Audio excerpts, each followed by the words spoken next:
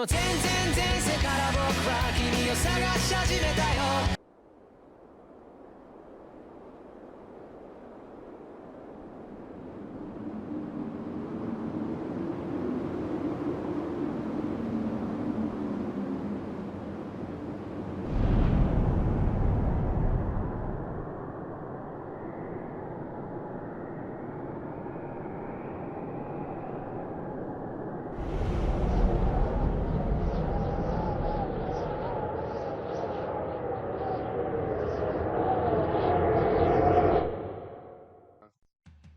Released on August 2nd, 2017, the Kimi no Nawa art book is a 125-page book that has a scene rundown by art piece, an interview with Mitsuha and Taki's Japanese voice actors, an interview with Shinkai himself and Taki's voice actor, an interview with just Shinkai, the locations in Tokyo that serves as the inspirations, an interview with the animation director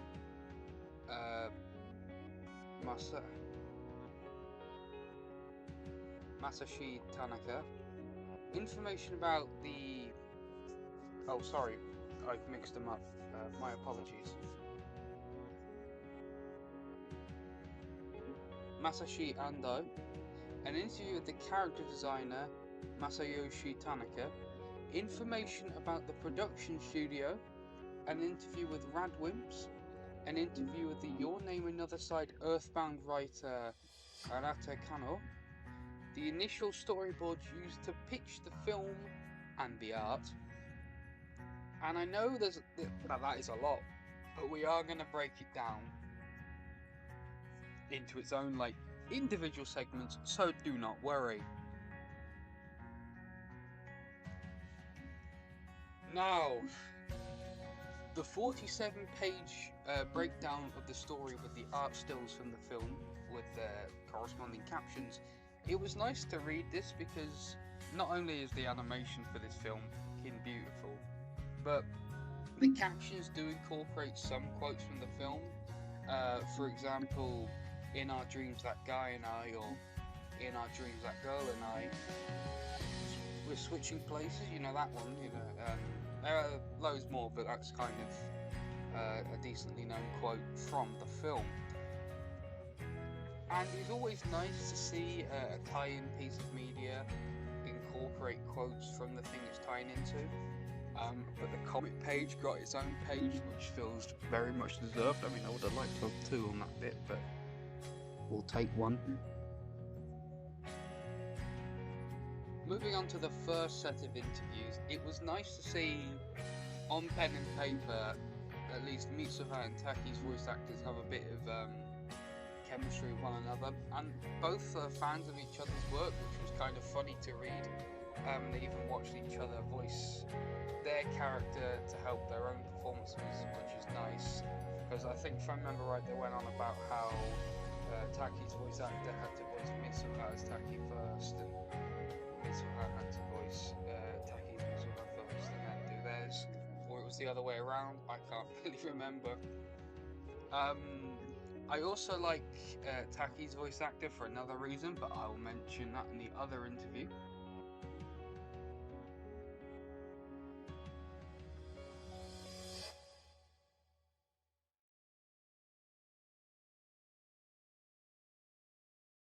But the interview with Shinkai and Kamiki was nice to read, because obviously it's nice to know the director's thoughts on their own work. But from these two interviews, I got the impression that Kamiki idolizes Shinkai, kind of like Midoriya idolizes All Might. And he was there discussing his works and talking about the unique styles and nuances that Shinkai puts into his works. And that just sort of resonated with me, because I like to know the behind the scenes bits, the ins and outs of everything. But to see an interview with someone dissecting their work in front of them, it just feels like something I would do, to be honest. I feel like I would sit, for example with Michael Bay, I feel like I would sit in front of him and dissect his Transformers franchise in front of him.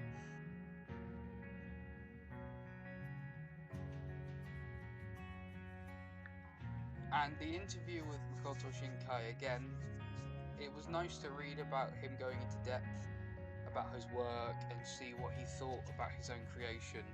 But one bit stuck with me. And as we all know what my favourite scene is, if not the previous video, is linked in the description and the end card. But the part that struck me was natural and astronomical phenomena create a real visual impact and they look beautiful. Which to me was great to see his interpretation of my favourite scene. That as I look more and more into this film, seems to be beloved by everyone.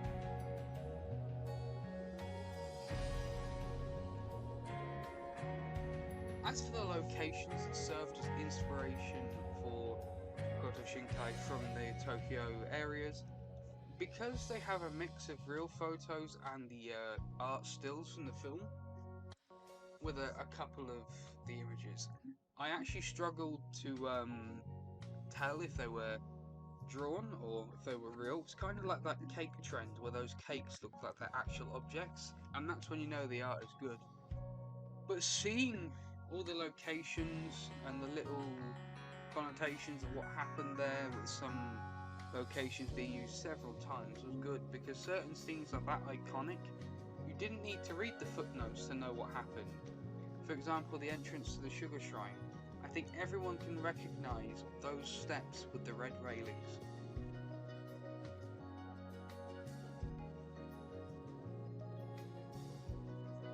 The interviews with animation director Masashi Ando and the character designer Masayoshi Tanaka, they were nice to read from the design process side of like things to hear all the work that goes into designing a character and the range they have to show with a few lines, as well as how a character has to appear, appeal and carry themselves. Case in point, Miki Ogodera. Production studio pages, it was nice to see the office area where it's all animated and pieced together, and the individual teams that worked on certain frames. So that was interesting to read about with them going on about the unique Shinkai world.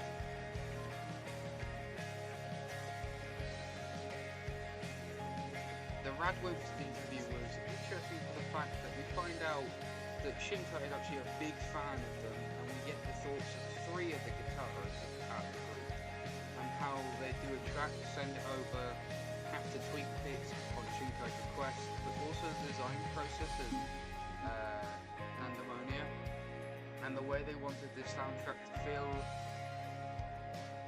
I think summed it all up with a direct quote of, "If we're doing this, we wanted to fight in the same ring as soundtrack professionals." Arata Kanoh's interview caught me, as they are the writer of Another Side Earthbound, and I read this before watching Kimi no Nawa. I read the manga and then Earthbound. So to me, it was just an additional like part of the story that filled in some gaps. But they revealed that as they were involved somewhat with the scripting of the normal film, all the bits that cropped up in Earthbound are his cut ideas, and that originally there was going to be a story in Earthbound around Okudera, but after hearing Shinkai's liking to Teshi, the Okudera story was replaced by Teshi, making all the stories be about the people around Mitsuba. Personally, I would like to see another like side novelization and maybe manga like adaptation around the people sort of centered around Taki. So we'd have, you know, both sides. You know, you could call it something like Your Name Another Side Destined Chord, named after the, you know, the chord that Mitsuha gave Taki that intertwines them when she went to Tokyo. But the final bit that shocked me was the fact that he said Earthbound was just his interpretation and it wasn't strictly canon. Which I kind of treated it as canon, so it kind of biased sort of part of my opinion in the last video. but I'm still going to treat it as canon, but it's nice to know that it doesn't have to be.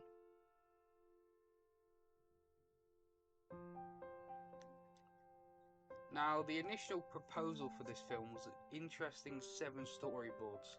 That's all it was, just 7 storyboards, but with those 7, you can actually get a grasp for what the film eventually became.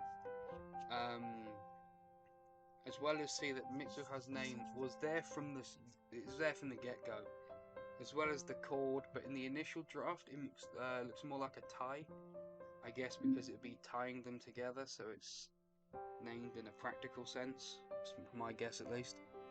And the art section has drawings from Taki's work colleagues to Mitsuha's classmates, as well as, Taki and Mitsuha getting 4 pages each, with one of those pages being dedicated to the art when they've switched places. And I never realised in my two times of watching the film, that when Mitsuha is playing Taki, he never wears the cord around his wrist, and when Taki is playing Mitsuha, the hair is completely off. Now, I'm not sure if she has the cord either when Taki is her. That bit I can't remember. Might have to watch the film again to find that out, but it is just amazing to me that even though I did like a million mini analysis of the whole film and everything, I still didn't pay that much attention to the character design. But I mean, it just gives an extra level of detail, really, which is nice. It's nice when like designers give an extra drop of detail when they don't really have to. The pages also go on about when Mitsuha cuts her hair and they switch places. There is no difference between Mitsuha's Taki and Mitsuha's Mitsuha, because Mitsuha's Taki now has the cord on, and Taki as Mitsuha doesn't mess up the hair because it's too short to mess up, and then a perfect switch happens when they become themselves again. But then, yeah, still with us. Come on. But then there's art of Okudera, Hitoha, Yotsuha, Teshi, Saya, Tsukasa, Shinuta, Toshiki, Teshi's dad. Yes, that's what he's named here. The book said, no name for you. Taki's dad. Yeah, same deal as Teshi's dad. Mitsuha's classmates. For this one, they pulled a Bakugo and decided no main character, no name, and the ramen shop couple. But there's one piece of art during all of that which sparked this whole video, which is why this section has more meat to it than the rest. It's a height reference chart for everyone together, and it's got Mitsuha and Taki staring at each other in their past art styles, and they look happy at one another. And to the right of Mitsuha, Saya and Teshi look happy for her. Her sister and grandma are looking at each other and smiling. Teshi's dad seems confused. Mitsuha's dad isn't looking, but one eyebrow is raised as if he's intrigued. And to the left of Taki, his dad, Okudera, Tsukasa, and Shinta, they're all looking at him and smiling. And to me, this one piece of reference art tells so much about the characters, just with how they are looking at Taki and Mitsuha, as well as the way they're all positioned together. It just tells a lot, and that one drawing is the sole reason that this video is here. But the second half of the art book, we have locales. So we have a bird's eye view of Itomori with a crosshair lined up with the Miyamizu shrine. I can never pronounce it. Miyamizu shrine, as well as multiple angles of Mitsuha's room and the Miyamizu house and shrine. The mayor's office in some parts of the high school got a drawing as well. A locational reference of the Miyamizu house to the shrine, but then we get a glimpse at Tokyo, more specific, Taki's room, his house, and Jingu High School that he attends. But then We look at props, so stuff like Taki and Mitsuha's bags, their pencil cases, their notebooks, Taki's iPhone 6, Mitsuha's iPhone 5, with the only colour art on these two pages being the cord that ties them both together. After that, we look at the storyboards with 3 pages being dedicated to the meteor. So you already know I like these pages, but it has the framing and the angles and the in and out frame pieces, so that was interesting to see the exact framing of the giant ball of rock that was about to nuke Itamori and the Miyamuzu shrine, just out straight out of existence. But then there's a couple storyboards from scenes directly linked to Radwimps scores, and a couple about backgrounds. And finally, we have background part and information about Itamori and Tokyo, as well as the lighting, and you guessed it, a further 2 pages dedicated to the comet, wording it as the terrible beauty of the falling comet. The sky and clouds that reflect it are varied as well. It's impossible not to gasp in admiration at the overwhelming light and at the comet's power. Now, this book I'm going to recommend if you want a quick rundown of the story. So, if you want to impress a friend and make them think you've seen the film, but you don't actually want to watch it, then the first 46 or 47 pages, that's your best shot. If you enjoyed the anime, then this explains a couple of nuanced choices that Shinkai did during the production, and it's nice to see the art in a closer format. And I decided to rewatch Kimi no Na wa after reading this, and now that I knew more artistic choices because of this book, I enjoyed looking at the colours, styles, and framing of certain scenes, and noticed the chord thing this time, so I pay attention now, I learn. But I think opening with the comet falling and then cutting to Mitsuha saying it should be visible soon, and later Taki not knowing what she means, it felt like it had been done specifically because Mitsuha is one side and Taki is the other, with this meteor being the midpoint that separates them. So I think opening with it was quite a good choice and leaves a sense of feeling in returning viewers, as well as Taki and Mitsuha thinking that the comet falling has something to do with the Miyamuzu shrine, and Hitoha telling her about the memories when she switched with someone. I now have like a slight belief that when the comet splits and you see like a dozen or so small pieces split off with red trails that also happen to splash down in Itomori. Now, what if they were more people like Mitsuha and Taki, but the other person never did what Taki does, and the fragments also separate them? Now, I may be clutching at straws, but I think if I ever happen to bump into Makoto Shinkai, that would be what I ask him. I would ask him that question about the comet, just to get his interpretation. Now, shockingly, I think I have represented part of this book well in this video. The first half, not so much. So linked in the description is all the footage and music used, as well as a place to purchase the English version and the Japanese version. So until next time, don't have a good day, have a great day, and treasure the experience. Dreams fade away after you wake up.